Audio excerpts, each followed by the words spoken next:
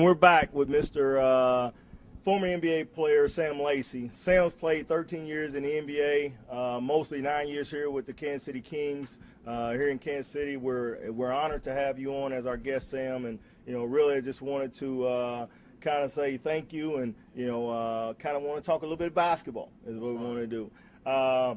Sam, you had opportunity to play in the NBA for 13 years. Can you kind of tell us what that experience was like? The greatest fantasy of all time, because it's so fleeting. When I came out I retired at 35. Was most people that out in the professional world, business-wise, they just getting started then. So you go through a transition period, and I finally worked my way back to sports, and I'm happy I did. Okay, Sam, I know you're real familiar with Kansas City basketball in this area and stuff, and I just had some guests on with the field house of Kansas City.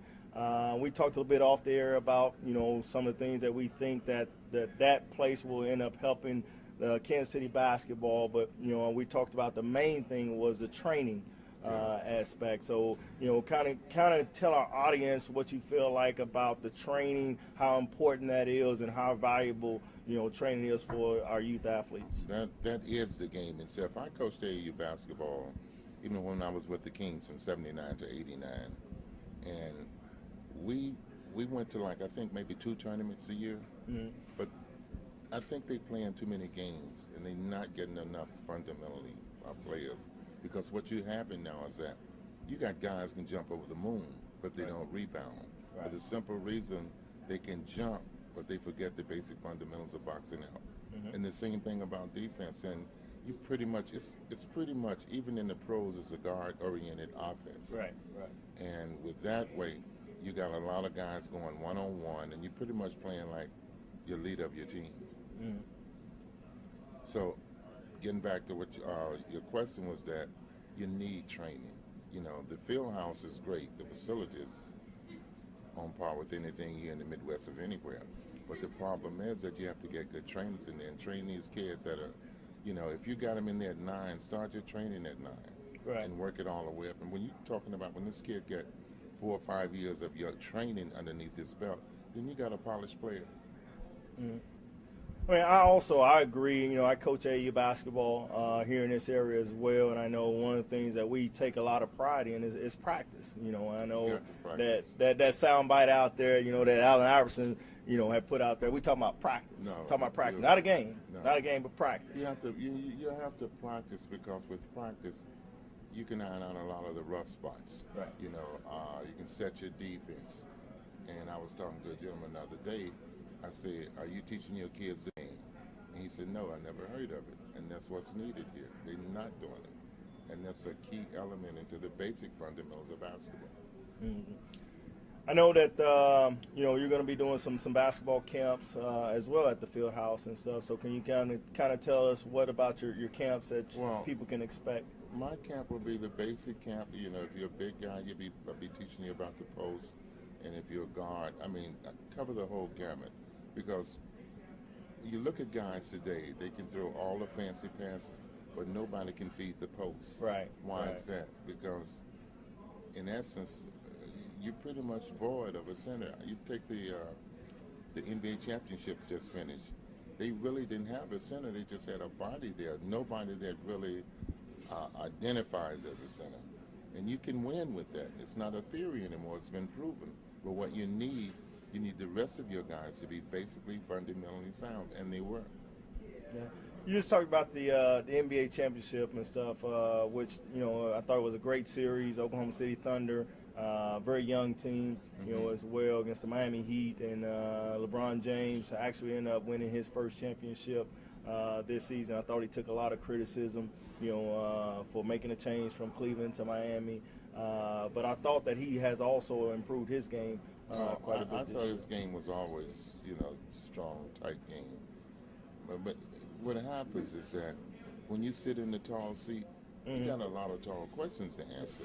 And when you constantly bombarding the public with commercials of him, you say, hey, why is this guy not winning? Well, this guy mentally weren't ready to win. But when you sit back and analyze this whole game, how consistently and tough he played. I say not just during the playoffs, but for the whole year. And he fills up the stat sheet. It's not just scoring and rebound. It's block shots. It's getting back on defense. It's steals, scoring. There's no question about it scoring. But he played down inside, and there was a whole different element to his game.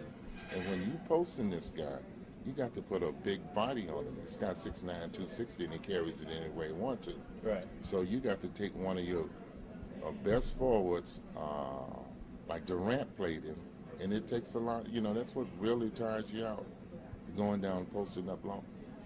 And they got a good team. But I think with the Oklahoma Thunder, they didn't make adjustment. They never made adjustment throughout the whole playoff. And they pretty much probably was in the back of their mind was that, well, we can play these guys the same way you played in San Antonio. No, you can't. Right. Because they're a younger team and much more athletic.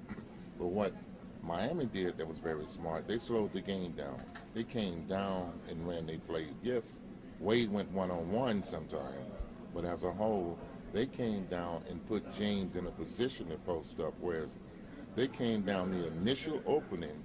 They had Durant on the wing, and they're taking 15 to 20 seconds. Well, what are the other guys doing? They're not at McDonald's or no place. Right. They're on the court with you, and you totally isolated them. What happens if you're going to post this guy, run your plays to post it, not the initial play itself. Okay. You know, you talked about, you know, things like that, about, you know, Kevin Durant and things like that. Sam, can you tell us, how do you think are the biggest changes now in the NBA game opposed to when you actually played in the NBA? Well, we played a more physical game. I think these guys now is cheap shotting a lot of guys, you know, taking guys out of the air. That's not tough physical play. That's dirty play. And pretty much they don't adhere to that rules that are in place to punish this guy. You know, it goes away when certain teams and certain players do it. But as a whole, I think the game itself, when we played, I think everybody was more involved in the game because you ran plays. Now guys go one-on-one, and all of your top players are one-on-one players. Totally isolated, no team plays or nothing. And I keep telling guys, there's a bunch of Jeremy Lin's sitting on your bench that can do the same thing if you let him play unrestricted. Right. Where you don't have to worry if you have a turnover, is he coming out, if he missed 4 or 5 shots. No, let him play. But saying that, everybody in the NBA can play. All you need is time. And I tell guys, people always asking, am I big enough or can I play in the NBA?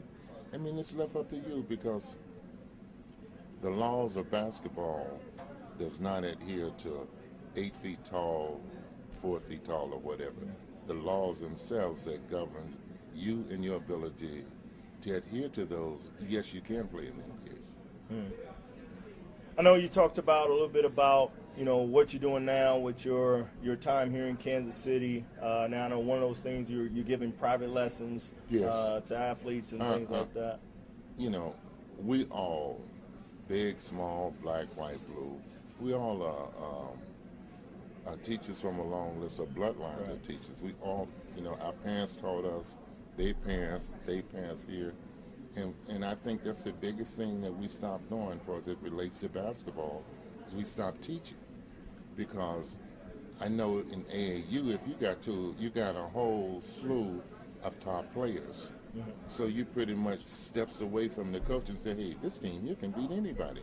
Well, what happened when that guy goes back to his team and those players not there, well, he want to carry that same mantle. He can carry it, but it destroys the team. Because there's no such thing as a dysfunctional team, a dysfunctional family. Because when it get to that point, it becomes an organization, and we start looking for the hierarchy in the organization. Well, if when it becomes dysfunctional and you in this organization, well, you want to be the leader. Well, the next guy in line want to be just like the leader, and that way the team is in disarray. So you have no team, and that's why you see a lot of one-on-one players, and you see just on paper why this team didn't win. It's real simple. You don't play together. Right. And that's what a lot of teams don't do.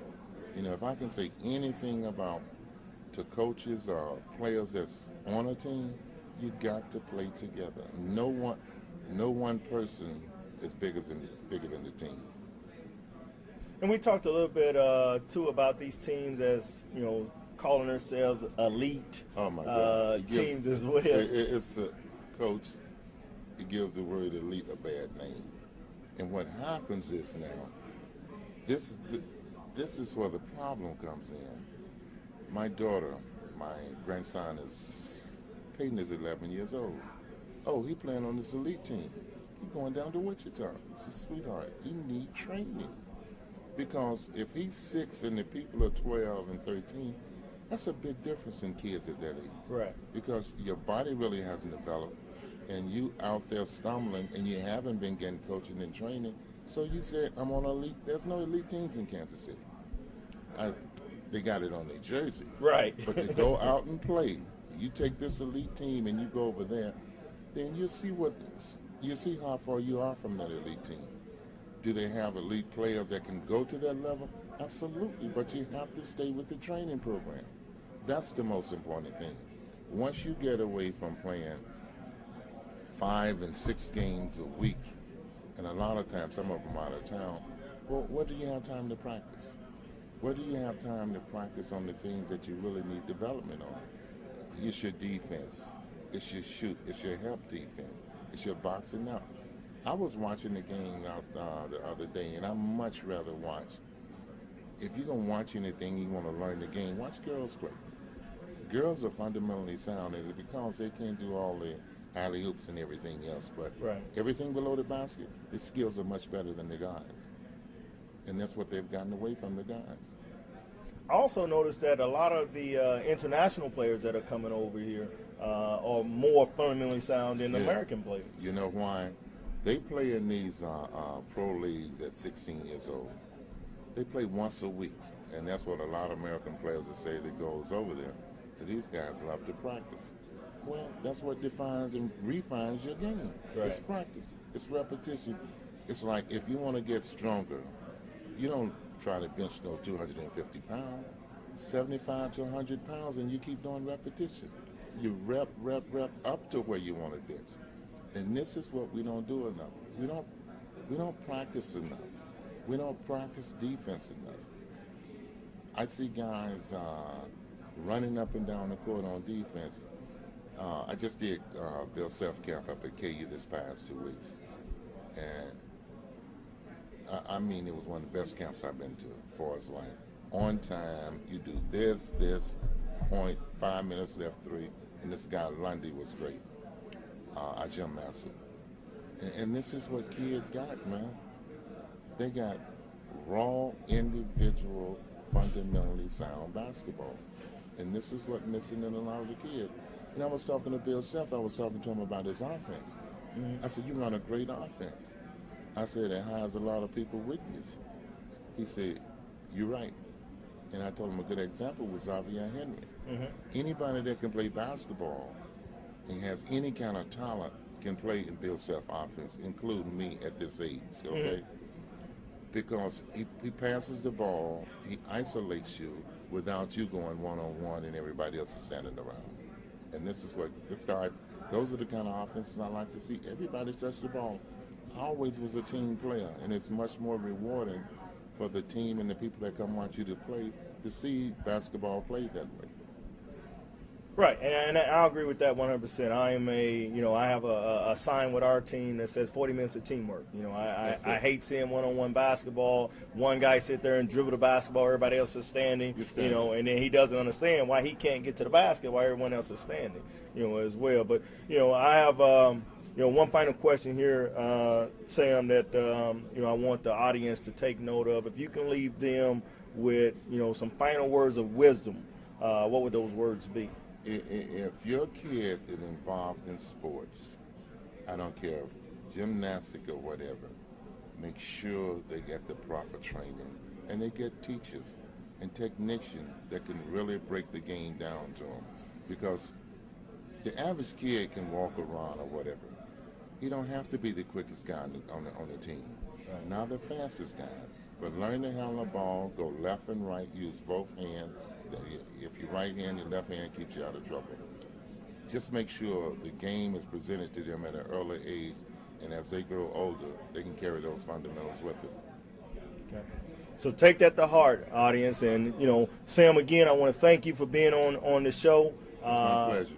I think that the audience have learned a lot. I'm with, former NBA great Mr. Sam Lacey, 13 years in the NBA, and that's not easy to do, especially, nowadays. And he played for the Cincinnati Royals, the Kansas City Kings, the New Jersey Nets, and the Cleveland Cavaliers. So the things that he has to say, great knowledge, great wisdom. Please take that to heart, and we'll see you next time.